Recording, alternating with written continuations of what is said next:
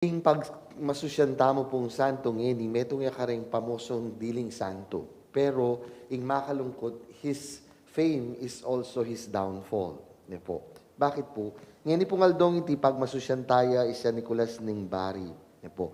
Metong ya pong obispo isa Nicolas ning Bari. Pota po isipan nyo, mong makanano ya pong famous, mamiyaman daramdaman ing lagyo ng sa Nicolas ning Bari. Yung pakibat po ka rin kasi mas sikat ya po kaya katamo isa Nicolas ning Bari king lagyo ng Santa Claus. Yan po.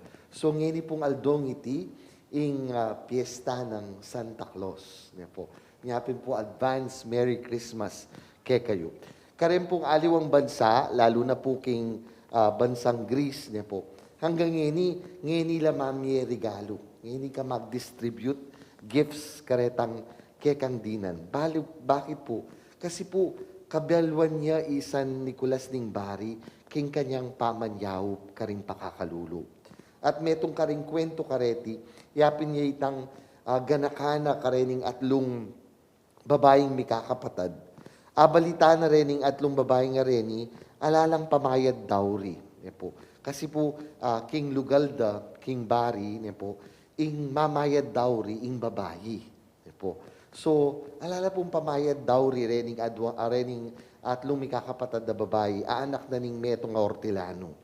So, may balak ya po, so panala, ing sa Nicolas ning Bari. So, king atlong nga question po, mintaya po, isa Nicolas ning Bari, king karelang pibale-bale. At ena po buring pabalo, king ya ing mamye karetang pera. So, mi pahintagon, anyang minunayang minta, ne po, aldo dang pamamipi, laundry day, darening mikakapatad. At aisip ng sa Nicolas ning Bari, ing ilagay na lakaretang karelang stockings, detang perang ibiena, ban pag pamyeda o pamayad da bilang dowry, ban kanta makapakyasawala, dening babae. Po. Ngapin po hanggang ini, atin tamo pong tradisyon na maglaging medyas. Ne po.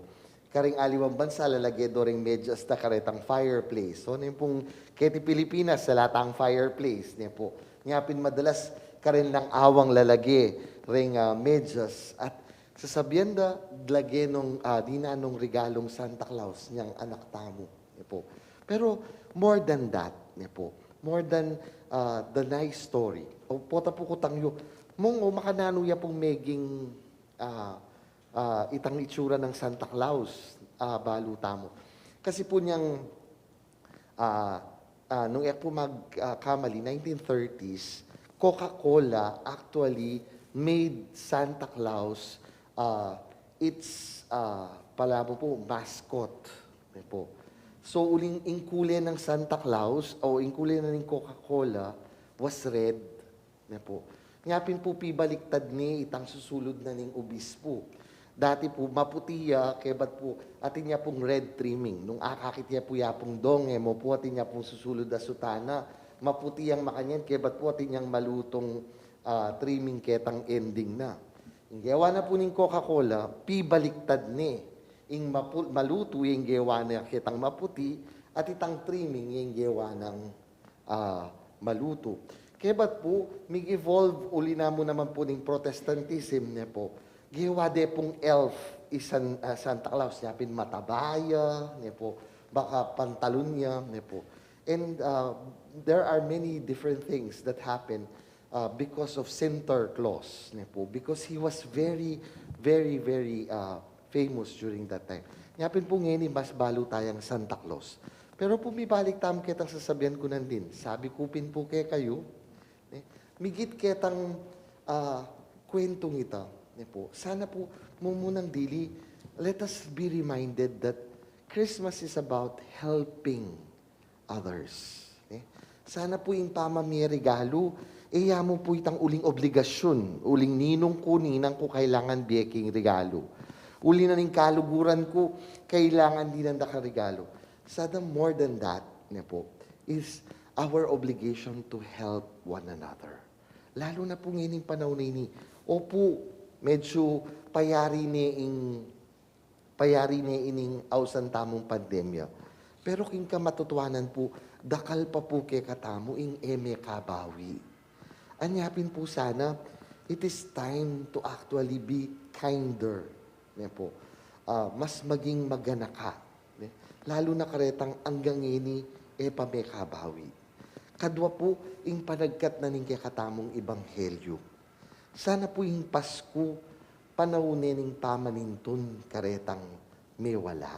Let us show our kindness not only by giving material gifts, but let us show our kindness by grieving forgiveness, extending patience, and also looking for those who are lost. Deta pong na makyabi kay katamo. Detang na etana akakit malwat. Sana po panintunan tala. Bakit po? Kasi po sabi na po ning Ebanghelyo tamo, na po kaburian ning Diyos, ing maliliya, ing metong man kareting mangalating deti. It is not the will of the Father to lose any of us. Nung ing igpatamo, panintunan na katamo, sana po itamo, mi papanintun tamo. Po. And there will be a lot of joy. The promise of the gospel is there will be true joy po, if we look for one another. May the story of Saint Nicholas of Bari and the invitation of the gospel, sana po idala na katamo, banketa, tunay ang maging masaya ining Paskong iti. Muuling dakal na regalo, muuling di natangi Santa Claus sa tamo pen, pero uling ita mo mismo, meging Santa Claus tamo, para king metong at metong. Amen.